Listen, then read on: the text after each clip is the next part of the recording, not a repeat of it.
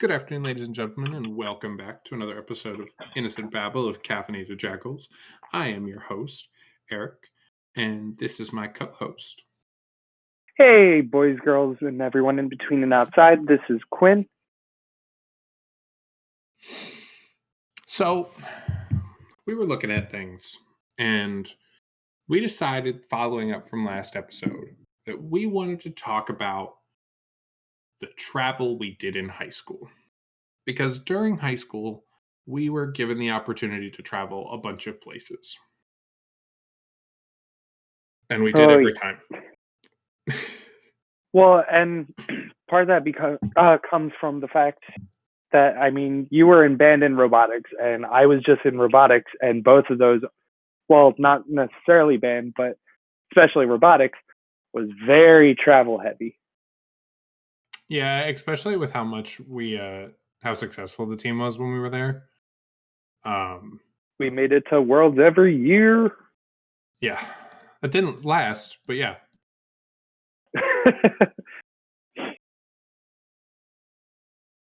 It was one of those things where we were looking at it and we were like, man, we traveled a ton and there's so many different stories from each event. And I still talk to a lot of people that I've met at those events and such. Like, I still have an email chain with a team that was from Oregon and still talk to them almost weekly. Yeah, I wish I could. A lot of the people I met during there were just people who were like local team players, but I also wasn't much of like I'm going to make friends with everybody person. It was like I have a job to do, get out of my way. I was more the I want to make friends with everybody kind of person. That's why we fit so well. But then again, like, I also had to be because of I was a leader on the technical side with building the robot, but I was also very heavily involved in our business side. So you were constantly in the pits talking.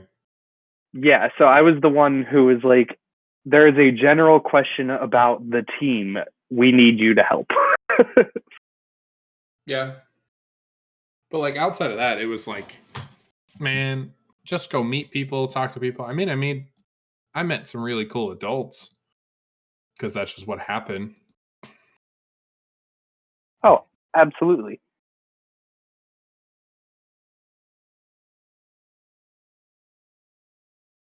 Awkward silence. Another gay baby was born. Oh, okay. Yeah. I'm reverting fully back to high school, Quinn. Because freshman year, we were so good that everyone wanted to talk to us. So it didn't matter. If we were in the stands and the pits walking around, our shirt made it so people wanted to talk to us. Sophomore year, we had the stigma of being the best. So we carried ourselves that way. And it didn't hurt us, but it definitely didn't help us. It definitely made our rivalries a lot stronger. Yeah, we had a lot more fun that way, I guess. That's the best way to put it. Then you had junior year when we got our egos checked. And junior year, we were good again. And it was fun again. There was also a lot of like, I'm important junior year, but like I'm not super important your sophomore year. Like I'm important, but like I'm not needed.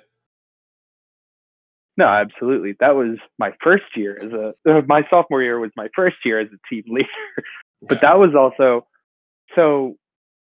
I don't remember if I think we talked about this last episode, but so our robotics team was connected with the deaf school. And so with that, I started learning sign language my sophomore year. And that's when I really started getting involved in the team as a whole and not just the robot.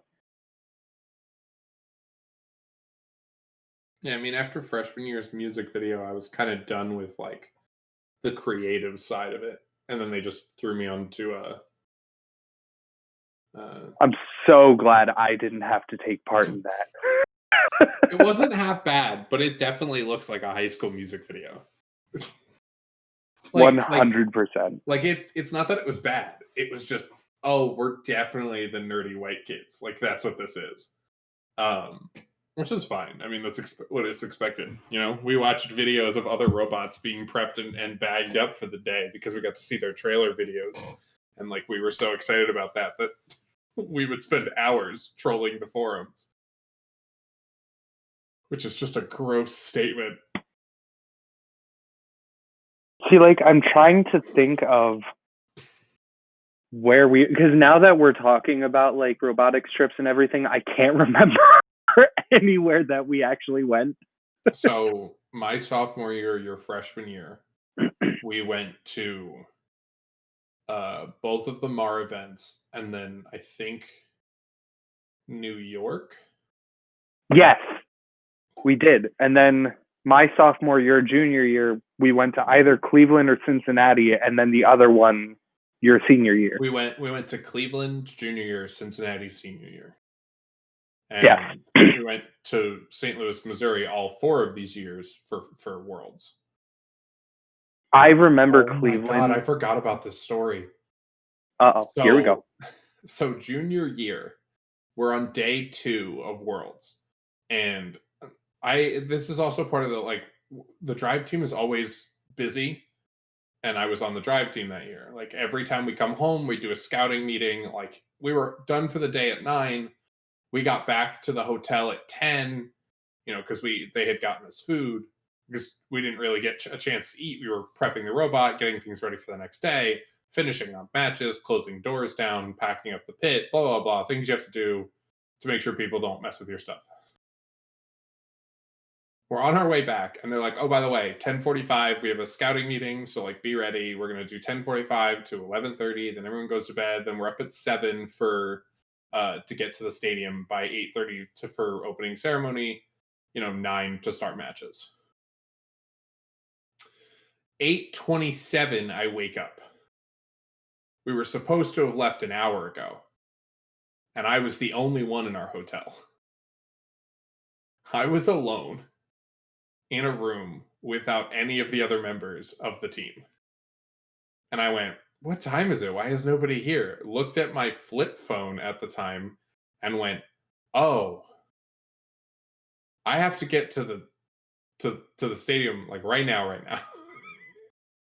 So I called the people I was supposed to. I called the mentors who were in charge of the drive team in the pits, and I asked where everybody was, and they were like, we're at the stadium.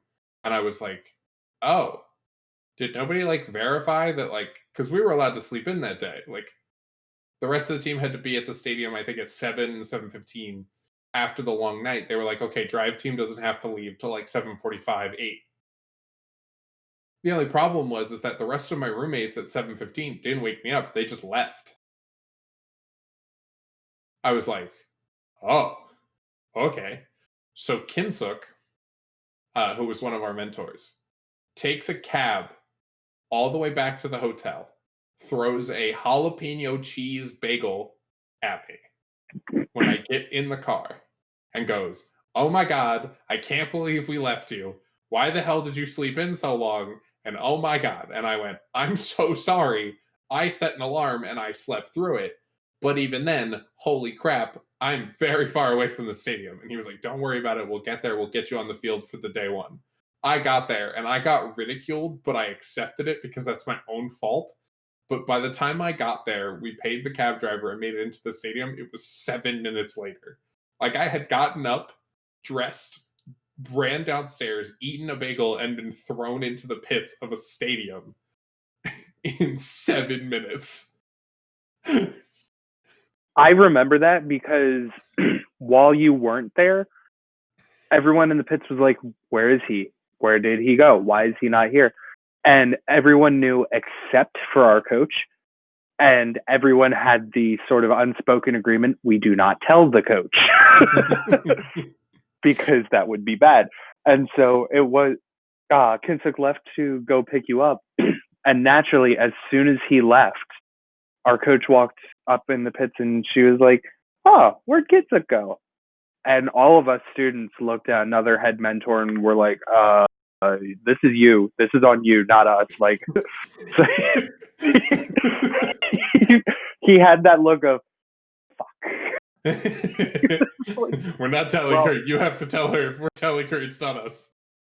So he was actually very smart about it, and he was like, well, Eric wasn't feeling well last night when he went to bed, so we let him sleep in a little bit later just to get a little extra rest. And she was not happy with that answer. But you know what? She was probably a lot happier with that than if we told her the full truth. The fact that I just didn't get up in time.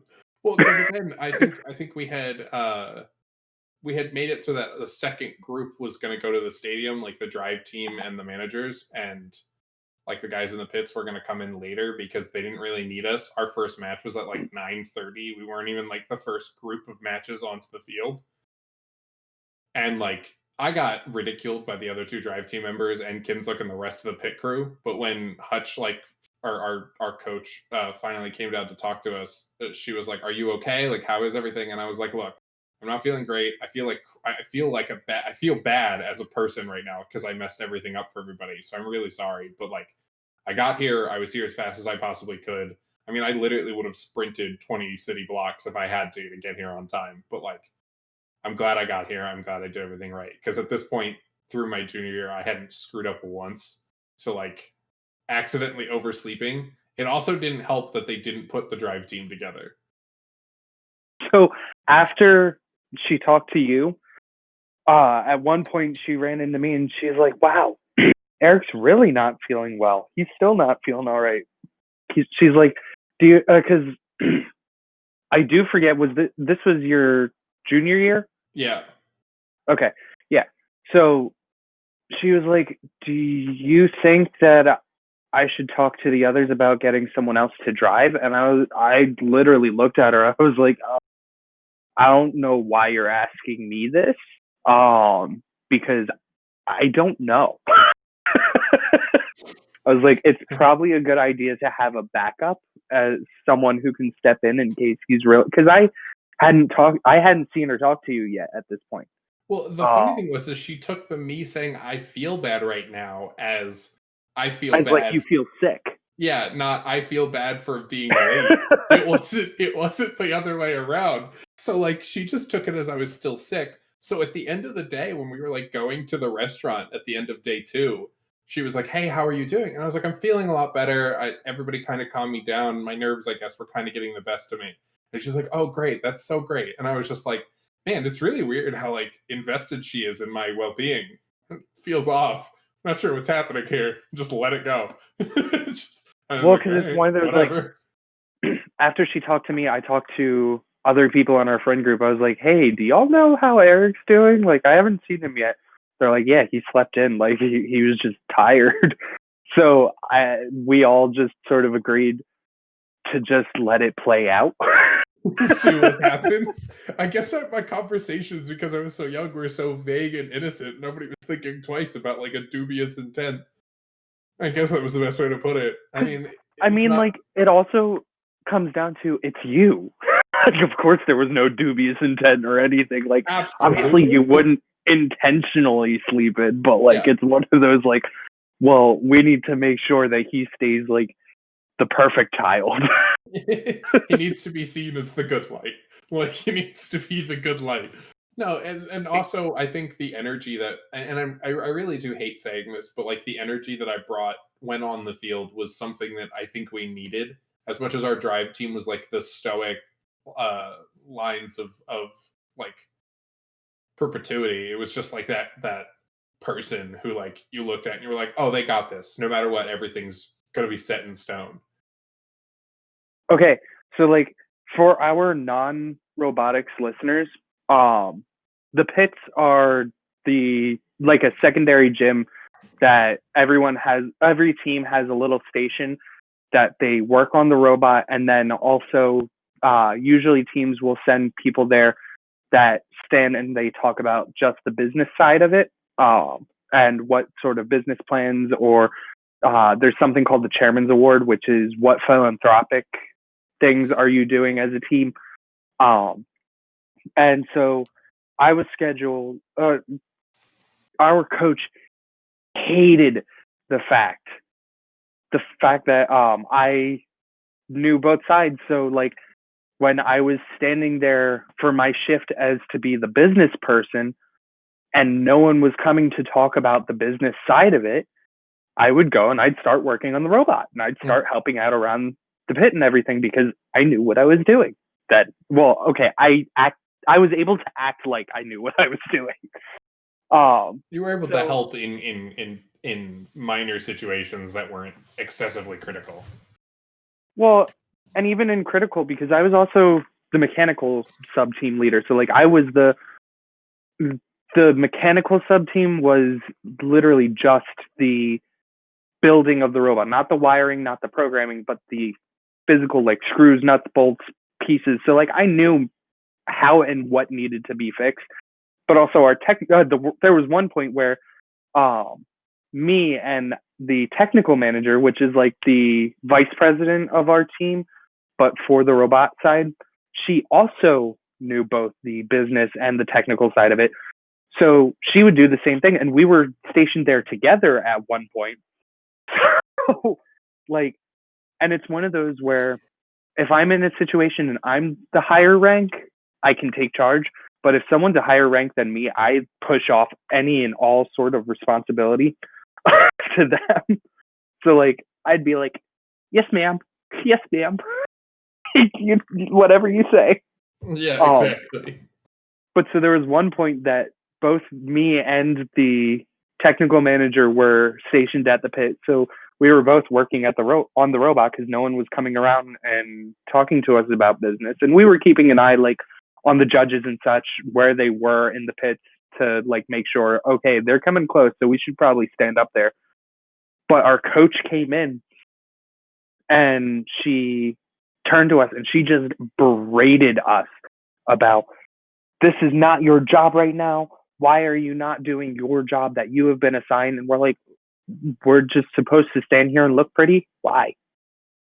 I mean, it was always a problem of contention that like when the drive team wasn't at the pit and the robot needed to be worked on, just work on it. Like you don't need us. The whole thing.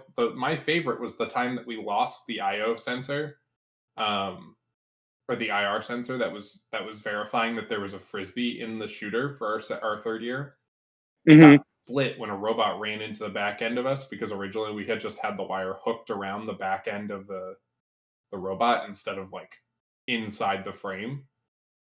And for the I entire remember that. match, I was just shooting off a whim. I was just spamming the clicker anytime a frisbee could have been launched or lodged into the frame, and I was just launching it as fast as I could to try and get us any points. We still managed to win that round, but I mean, that's what happens. And like, we immediately afterwards, I called into the stands to get one or two technical people down to help us, drill a hole, get the wiring reset, redo the IO sensor, and the drive team stepped away to finish programming and start doing scouting and stuff for the next match because our matches were super tight together. Well, the problem is both of our technical leads were standing at the pits, and I could only grab so many people. So, like, it's easier to just grab one of the technical leads if they're not busy because they know the parts of the robot I'm talking about. Not everybody knows that there's an IR sensor for feeding the frisbees, but you do. You're 100% aware of it. So if I tell you what to do, I can have somebody sub into your spot temporarily while we get this thing fixed. And like the thing of it too was that both me that year and me and our technical manager were both of the mindset of, okay, I know what's on the robot. I don't necessarily know how to fix it, but I know who does. So like I remember there were a couple of times, be it you or be it another driver would come to me, be like, hey, we need help on this. And I'm like, okay, well, I know that that's a thing. However, you really want to talk to this person, and they're probably either in the stands or text them. Yeah, I mean, we wouldn't even like at the end of matches, we wouldn't even like I wouldn't even make it to the pit. I would just stop in front of our team and make a yell call and pull bodies from the stands as needed and pull them with me. was like, you don't need me in the pit crowding up space if I can't help you. By the time we got to Worlds, I was doing stuff on the robot constantly. But that was because our first event was what, a week after our robot was finished being built? And it wasn't even fully built until the day before we bagged it. So like the first time I actually got a chance I to actually like look at everything, it was day one of the competition. I remember you looking at the stands and picking people out to come help work on it, because the one time, I can't remember which competition this was at, but this was also your junior year, my sophomore year. Mhm. You pointed at me and you were like, "Come on to the pit." And I shook my head no because I was scouting, and you were like, "Yes, come to the pit." And I was like, I can't. I held up the paper. I was like, "Hi." I was like, come to the pit, we need help. And you were like, no. And I was like, all right, fine. Next person, let's go. Find But me a like body then. It was like, find me a body. also at Because these trips, like at the away trips, because we did have competitions that were relatively local, like only an hour drive or so. But the away trips, we would, it wasn't just a matter of all work and no play either, because we also went on like a couple of fun excursions. I remember in Cleveland when we went to the Cavaliers game, and mhm, I have a major fear of heights. that stadium And was basically like a vertical freaking seat. I was They're basically freaking completely vertical. out. And I remember sitting next to our coach. I was sitting in between our coach and my mom. And I was sitting there and I had a death grip on the arms because, like, sitting down, the seat in front of me was down at my knees. And, like, I was freaking out. And so I went pale. I was bouncing my leg like crazy. I had a death grip. And our coach looked over and she's like, "Are you okay? Like, is everything okay?" And my mom just looks and she goes, "He'll get over it." I didn't get over it. No, I but didn't get over it. that same trip, we went to the Rock and Roll Hall of Fame. We did um That was a lot more fun, in my opinion. that truth be told, that was a lot more fun in general. We did like like a little Italian place that was super fun to eat in. Um but that was also the year we like started to branch out our like normal everyday, like when we had free time, like we were given an option of like one or two things to go do and we did them. But like we also had the option to just stay in the hotel. Like there was like planned excursions, but then there would also be like 2 or 3 hours of downtime in between stuff. And they'd be like, okay, go hang out here and do nothing. And we were like, I bet. Like I didn't want to do stuff today. I was ready to just nap for 3 hours. We're a day early for competition or the bus rides to competitions because it was never a plane flight. No. It's always a freaking 16-hour bus ride through middle of nowhere, Pennsylvania. So I remember this was my senior year. So you had already graduated at this point. I was Mhm. the captain of the team. I was the big shot. Yeah. And we were sitting and we were talking about where we should go for our away trip, for our long distance competition. And uh, our coach looked at me and she goes, "Oh my goodness, there's so many open spots for Las Vegas. Let's go." The thing is, I refused to go back to Vegas. And to make a long story short, shit happened. People died. So, and before anyone assumes, no, it wasn't like the concert shootout or anything like that. It's a long, long story. But so I was like, okay, well, if we're going to Vegas, you guys have fun. I'm going to stay home. And she was not happy about that. She's like, "What are you talking about? You're the captain of the team. You're the one who knows the most about both sides. Like, you need to be here. You need to be at this competition." I was like, "I agree. However, if the competition's not going to be, if the competition's going to be in Vegas, then I'll be available on Skype at the times that you guys need me." It's So just yeah.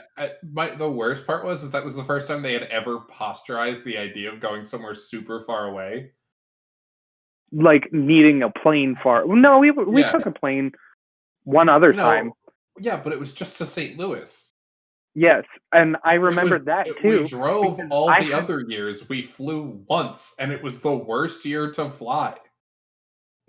I remember that because I was sitting with a couple of people from our team, and our coach came up to me and was like, "Hey, Quinn, would you mind switching with so and so because she's sitting alone in a row, and I know you'd be a little more, you'd be the most comfortable out of anyone."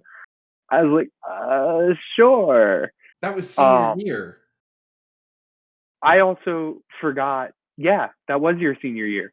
Yeah, because I I remember fighting also, with Melanie in the airport. yup. Um, but so I switched with the girl, and I sat down and I opened my bag and I realized I forgot headphones. Perfect timing as I'm sitting there between two people who are knocked out and snoring. And I can't sleep on planes. Not a fun time. Yeah, that I genuinely said this as a like open opinion. That was the worst year to fly. The worst year. Because Absolutely. I think we had the largest team that year. Yeah, we Like definitely we did. had the largest stack of people who are actively like participants, and it was like, why would we fly? And then we found out that was because half of the team that could go to St. Louis wasn't, because Yeah. we were half the size in St. Louis. And I was like, then why did we even do this? Driving would have been 4 times as much fun and 3 times as much space. Yep. I also hated driving though because I could once again I can't sleep on buses either. Yeah, but And at least our bus adventures were fun. except for the one time we drove to St. Louis and I sat there thinking, "Oh, this is going to be a hell of a bus ride." And they put on people are going to yell at me for this, but they put on Lord of the Rings and within 5 minutes I was out like a light. I don't even remember that. I think I was playing Pokemon in the back of the bus. That was that was my sophomore and your junior year. Yeah, that was the year. That was also the year that we ran into the tornadoes. Yes. Yes, it was. That was also the first time I ever saw Frozen. I watched half of the movie. Like it wasn't intentional, but it was like I was sitting in my chair, like playing video games and listening to music on my iPod, and like halfway through the freaking episode, the movie, I look up and I'm like, "What the fuck is happening? Why is there a talking snowman?" The rest of the group is like, "What are you talking about?" I was like, "This." Looking up and I'm like, "What the fuck did you guys put on?" Because it is too early on a Thursday to be watching Frozen. It's like 11:30. We left at 3 a.m. We were 10 hours into a 15-hour trip. Oh, So my those are the mom, worst. Getting on that bus at 10 or 3 a.m. 100%. So my mom cries every time she sees Frozen because when that came out, I saw it, and immediately after I saw it, this was after I realized that I was gay, and I came out to all the friend group. However, I didn't come out to anyone in my family. And so I made a really angsty teenage post about, I know how Elsa feels having a secret she can't release to the world. Like it was cringe worthy. Cringy angst. Yeah. And so my mom was driving me to Hobby Lobby to buy rainbow duct tape for the National Day of Silence, which is a day to commemorate those in the LGBT community who had been bullied silent. And how I didn't know that she knew at this point, I'm stupid. But so we're driving, and she goes, "So Quinn, what was this post about?" I'm like, I'm not ready to talk about it right now. And she glances at me real quick and back at the road, and she goes, I didn't ask if you were ready. I asked what it's about. And so I'm like terrified at this point. I'm like, well, Mom, I'm gay. And she swerved and almost ran into a ditch. And so she pulled over the car, stopped it, and just immediately had this big sigh. And she's like, oh, thank God. I thought you were going to say that you were suicidal or you were hurting yourself. She's like, I was ready to get you the help that you needed. You're just gay. I don't care. She's like, love whoever you want to love. And so I was like taken aback. And so we talked about it more and went to Hobby Lobby, got all the stuff and everything. We got home and I was like, all right, I told Mom I should tell Dad. Go into the pantry room. I'm like, Dad, I got to tell you something. He's like, uh-oh. Like, I'm gay. He goes, okay, just don't get pregnant. And that right there sums up my parents and my relationship. Just, this is a serious moment, but I'm going to crack a joke anyway. Look, I don't think you understand the foreshadowing that man had for your life. He immediately put into fruition the thought process of you getting somebody pregnant. And you did.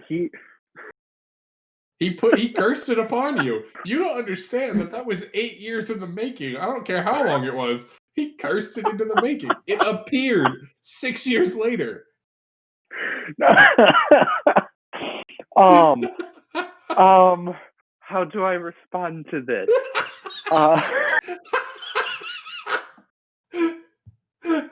How I respond to this is, for those questioning, no, I did not have a lapse of judgment. It was a transgendered man who didn't have downstairs replumbed.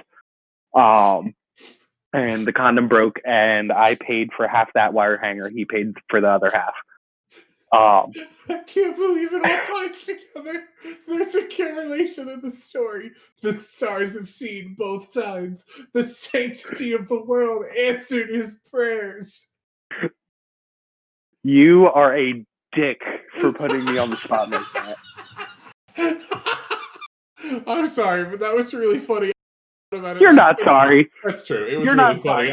I can't complain. That was so funny. You can't blame me. That was the funniest crap we've heard of throughout this entire podcast. We said some funny stuff, but that was hilarious.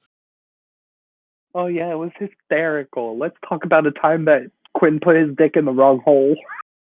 I mean, you put it technically in the right hole. You just didn't realize that you were going to break a condom. For once, he didn't put it in the wrong hole. That reminds me of the TikToks where it's like, oh, have you ever thought about putting it in the other hole? And he's like, why would I do that? She would get pregnant then.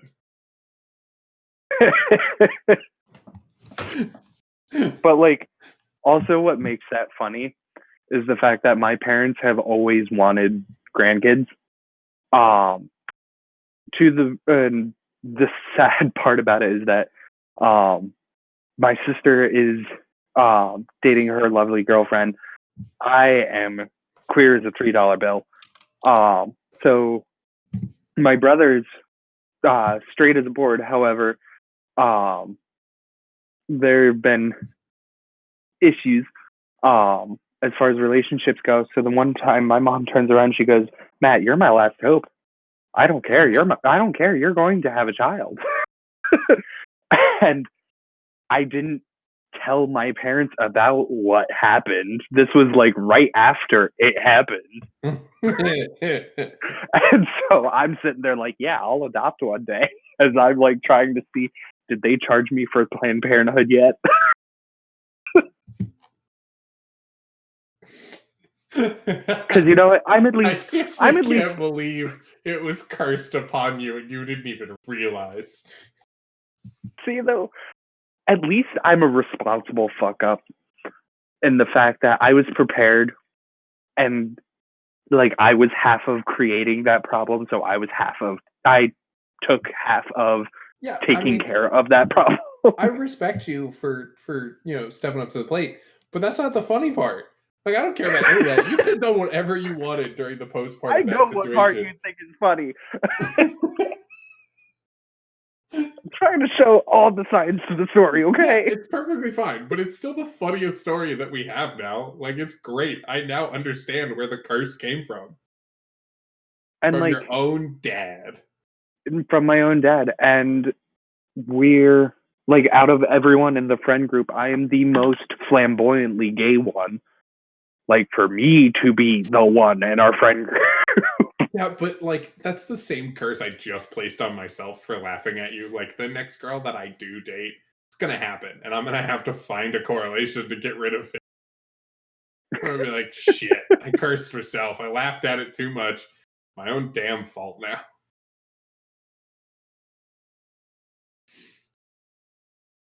I pray that you have a child just like you. Oh god, And stop take it. that as either a blessing or a curse as you will. Stop it. A child like me would be so broken in the new age.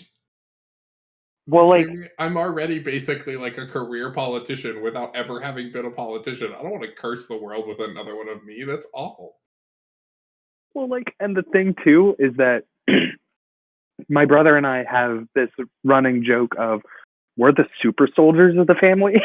How super soldiers are like genetically engineered to be perfect in every way. No, no, no, no, no, no, no.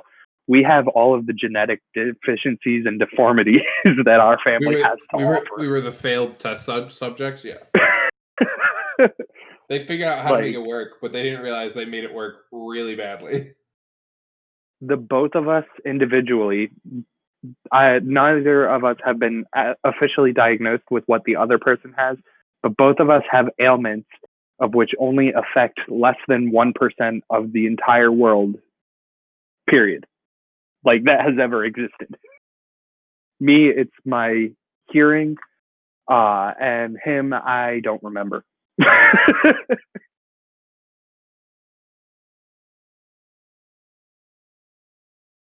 Yeah, no, I agree with you. Um, man, how the hell did we get in that story? Oh, I remember how we got to that story. Never mind. Um, It was because trips, frozen, gay, pregnancy, genetics. yeah, I recapped pretty quick. Yeah, that was hilarious. Uh, yeah, the tornado trip was fun.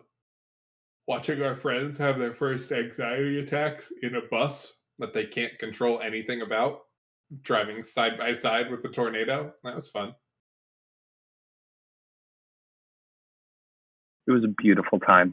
It was And fantastic. like, you don't know what terror is until you're in a bus filled with high school nerds all having their first anxiety attack.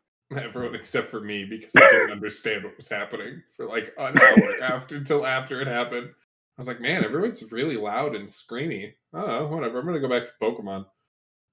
Look, pretty triangle came down from the sky. Yeah, pretty black triangle appeared as a demon.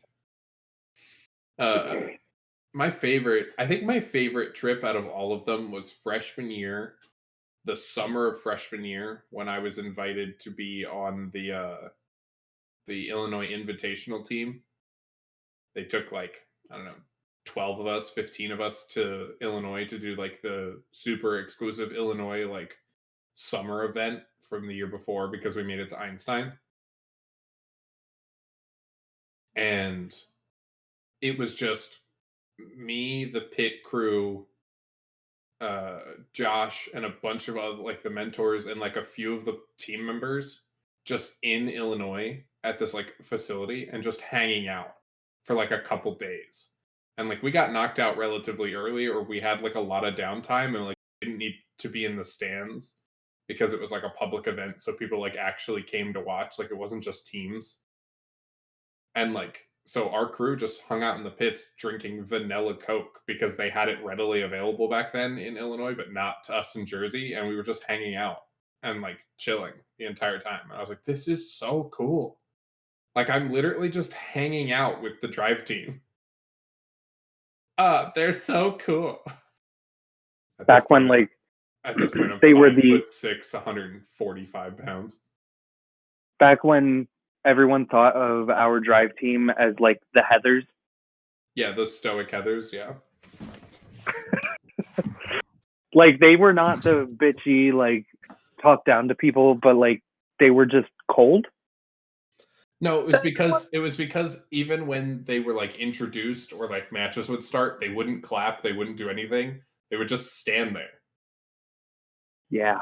Like It, out of it every was other team, they would like clap, cheer, like raise their hands. Our team just stood there, arms crossed, every time. Camera goes to them, yeah. they're just standing, arms crossed, every time. We're on the most important stage in the entire tournament, literally at the finals matches. Stoic, arms crossed, no smiles. We're losing our minds in the stands, arms crossed, not smiling.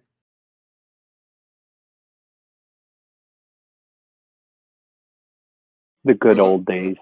I was also the same year I met Kareem Abdul-Jabbar and shook hands with the Black Eyed Peas. So, dope. Yeah, I only got to meet Will I Am, but I still got to meet Will I Am That's true. because Black Eyed Peas broke up again right before. That was fun. That was funny. We saw Willow Smith. That was an interesting event. We got to see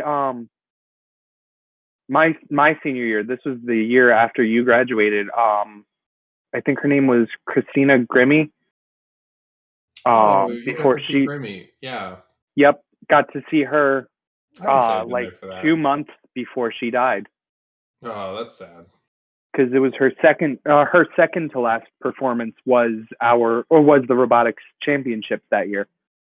That's ridiculous. Man. She was so such cool. a sweetheart too. I got to meet her. Yeah, she was so cool. Very, very down to earth woman. And now we're sad. Yeah. It's okay. My favorite story of all time was it wasn't my sophomore year. I think it was junior year in it was either Cleveland or the New Jersey regional because we still had one New Jersey regional year. No, that was the year TCNJ was a regional. When we hosted the event at the College of New Jersey, yeah. That was the regional. That wasn't that was a district event. That wasn't a regional. Yeah, event. that was a district because that was leading up to the Mid-Atlantic regionals. Yeah. So that same year was also the year of the transitive property meme in our group because we were at an event and we were still trying to place for MAR because the higher you place, the better seeding you got going into the next tournament, or event. And we were, I think, in the playoffs or like leading up to the playoffs. We were undefeated, and so was another team. And like in the rule book, it states that like you could lift a frisbee out from underneath a robot to see if it counts to be hanging on the rungs of what you had to hang on at the end of matches. And our robot apparently like picked up a frisbee underneath of it during like the event. And because it's an object that can be moved, they could swing the robot and move, like they could pull the frisbee out. They didn't. We lost the match by like 8 points or something like that. And we were super pissed. And so for the rest of the tournament, I was like, guys, by the transitive property, none of us are hanging anything because the rods are touching the ground, which are touching our robot. So we're touching the ground. I forgot about that meme. And it went on for 2 tournaments. It did. And we started using it outside of robotics too. Yeah, it started to become a problem. Oh yeah, it's fine because the transitive property. We started doing it in school, and everybody was like, "What the are you talking about? What is going on?" We're like, "Don't worry about it. It's fine." It became the biggest inside. It became the biggest inside meme of the entire robotics team of all time, and it was ridiculous. That was beautiful. One of my favorite. I have 2 favorite memories. The first one is my freshman year, your sophomore year, when it was the basketball game with the Nerf basketballs. The worst robot we've ever. That's not true. My senior year's robot was the worst robot we've ever built. That one was literally trash. Um, but no, but when so how the match is set up is it's 3 teams versus 3 teams, and the first portion of the match is called autonomous mode. And what it is the drivers don't touch anything. The robot runs on its own to do certain things to score. During this year, it had to shoot basketballs in order to score. And during the autonomous mode, all 3 of our teams on our side of the field shot at the same time, and the balls got stuck in the rim. And that became an international meme because of how First Robotics is. And to this day, I saw someone share that meme a couple weeks ago, and I was just like, what the hell? And it wasn't a robotics person either. It was someone that I know from college shared it. I was like, oh my god. My second, which is actually my first favorite memory, is we also did a lot of philanthropy events and went to different places. And I talked about last episode a little bit, when we went to the Intrepid Museum up in New York City. But we went multiple years in a row for that. And the one year that I didn't get burned, that I didn't get completely and utterly scalded like a freaking lobster, another friend of ours made a bet with the at the time captain, that to see who could set me up with this guy on another team that was very openly gay, who could set me up with him, because they both knew both of us and thought that we'd be great pairing. Well, me the entire time, like, yeah, we're talking, but like, I'm just being friendly, and he's just being friendly towards me. Like, we're just chatting and having a good time and everything. And so like each time they're like, oh. So I didn't know about this bet. And so afterwards, John turns to me and he goes, the mutual friend, he turns to me and he goes, so that guy, I'm like, so he's like, did you exchange numbers? I'm like, no, we have each other on Facebook. But he goes, that counts. He turns to our captain and he's like, ha, I got him. I'm like, what the fuck are you guys talking about? And turns out he wasn't just being friendly towards me. I was just that oblivious. Mm-hmm. I say was, still am. Are you kidding me? The amount of signals me and you have missed through our entire lives is hilarious. Oh, absolutely. The amount of signals any of us missed. Like, True.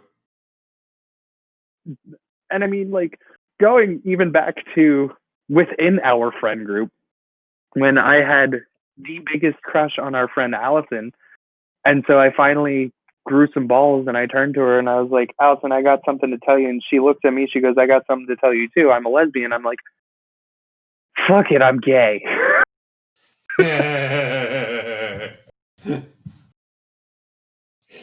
My last ever straight crush.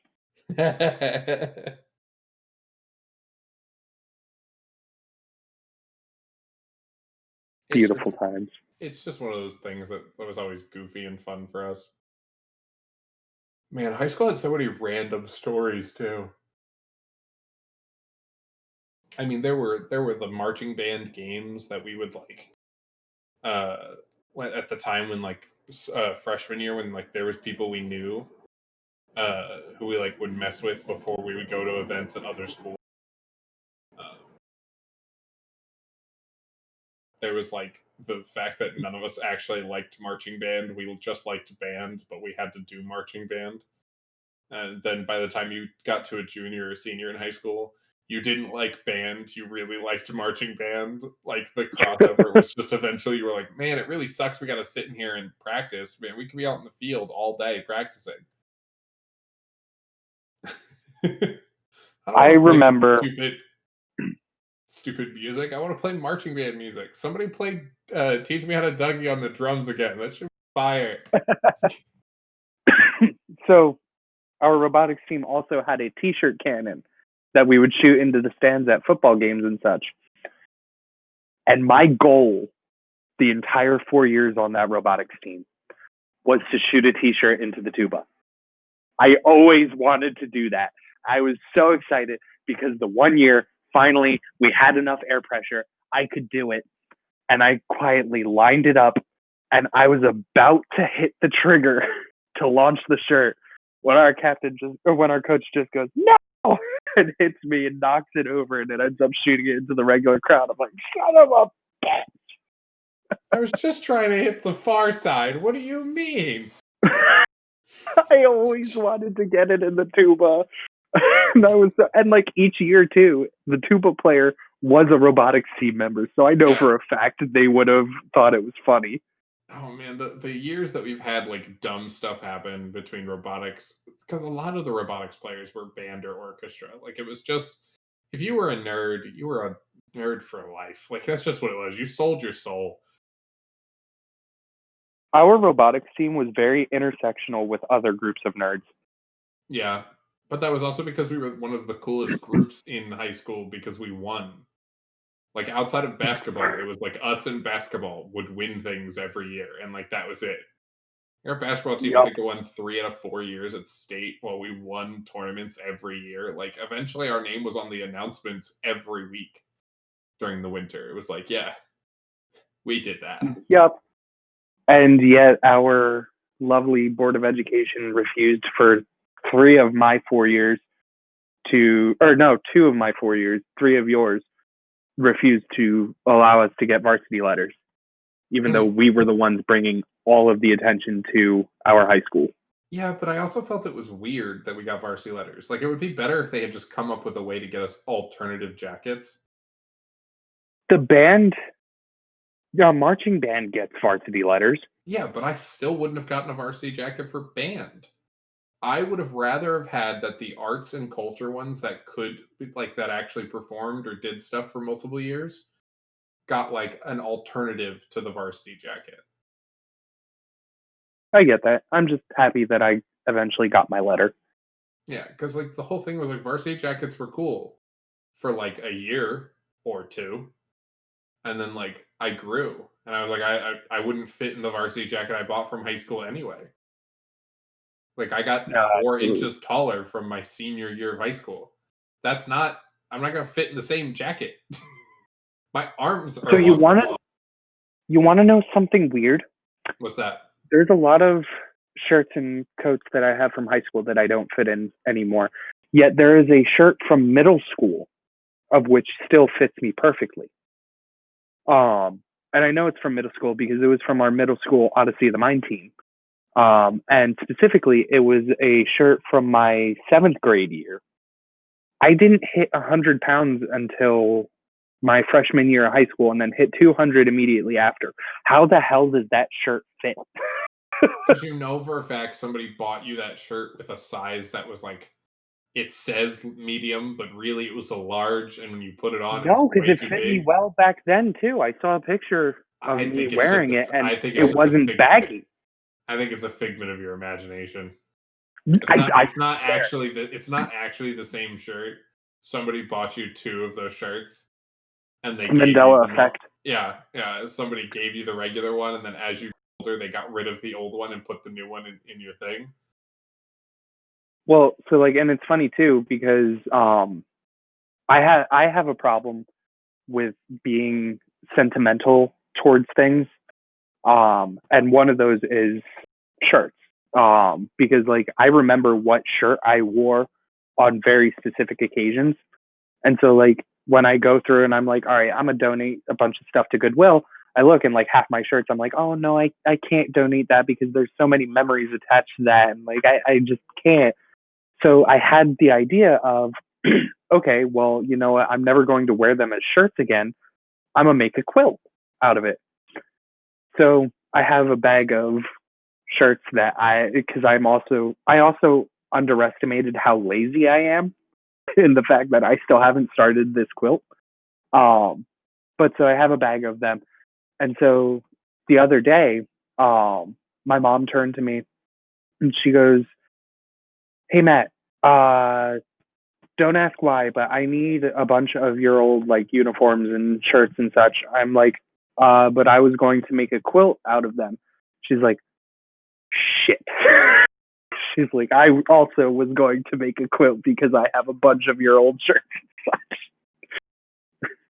So we ended up splitting it because I had a couple of doubles and triples. So I'm going to have not one but two sentimental quilts because my mom and I are pretty much the same person with different parts. That makes sense. All right.